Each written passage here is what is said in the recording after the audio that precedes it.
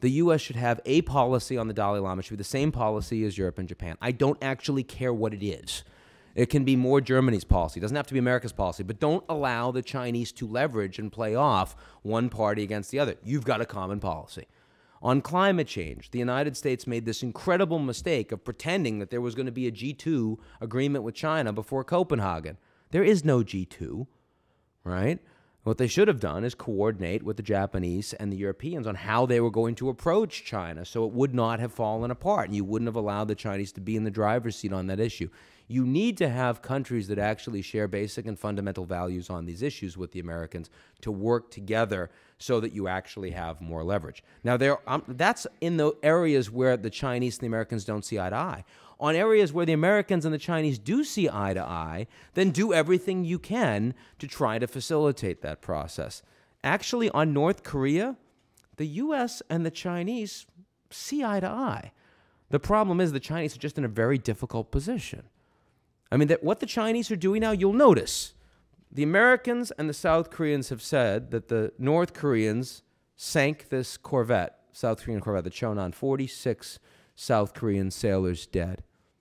I've heard about some of the intelligence. It's very compelling to me. I think it's very clear that this was a North Korean act. Now, the Chinese have come out and they've said that it's not yet clear to them that the North Koreans are responsible. How dare they? And yet, I think the Chinese are doing us a favor here. I really do. Because what the Chinese are doing behind the scenes is they're saying they're creating a little bit of leverage for themselves with the North Koreans. They're saying, you know what? We're still giving you a little bit of slack, but I swear if you do one more thing here, if you continue with this, we're going to come down hard with the Americans. Where if they came out with the Americans to begin with, you don't have that stick. Now, and I honestly think that's what they're doing here, because I know for a fact after the last nuclear test, the Chinese are no friends of the North Koreans at this point. The North Koreans are simply a problem for China that wants stability. The fact that the North Koreans did what they did means that the South Koreans are now tacking on the security side directly to Washington. You're going to have joint military exercises. Chinese don't want that.